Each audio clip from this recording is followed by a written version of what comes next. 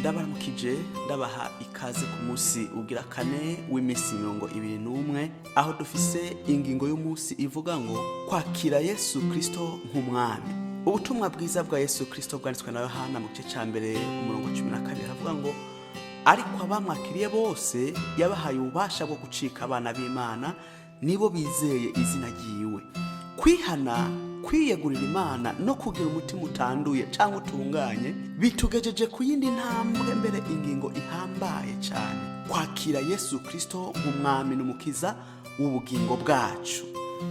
Kwakira Yesu si ukuvuga izina ryiwe gusa, si ukuja mu rusengero gusa, ariko ni kumwemera nk'umwami ayobora ubuzima bwawe, ni kumuha ikibanza ca mbere mu vyo uri canke ndi n'ibyo nkora, ni kwemera ububasha bwiwe mu buzima bwawe. Yohana atwereka ikintu gitangaje cyane, aravuga ngo abamwakiriye bose, bivuga ngo ni abamwemeye bose bararonka uburenganzira bwo kwitwa abana b'Imana, bararonka ubuzima bushasha, abo bararonka isano nshasha n'Imana. Iyo twakiriye Yesu Kristo nk'umwami, ntituba tukiri abaja b'ivyaha, ntituba tukiri inyuma y'ubwami bw'Imana, tuba twinjiye mu muryango w'Imana vy'ukuri.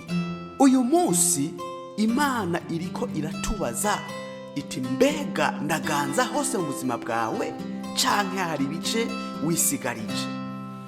Uyu munsi nuwo gufungura imiryango y'imitima yacu.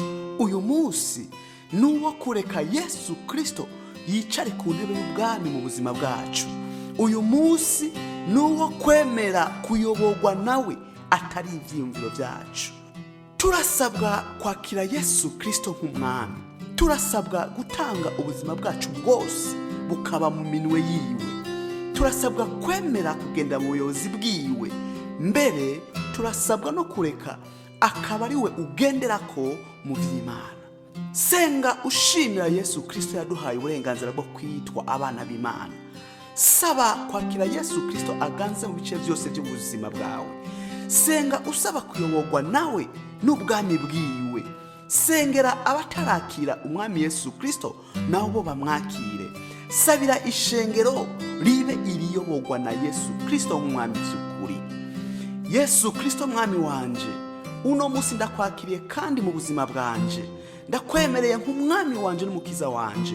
Fata ikibanza ca mbere mu mutima wanje, uyobora ivyiyumviro vyanje, ingingo zanje n'inzira zanje.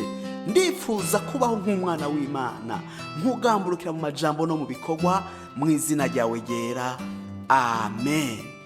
Kwakira Yesu Kristo niko kwinjira mu muryango w'Imana no kuyigumamwo vy'ukuri.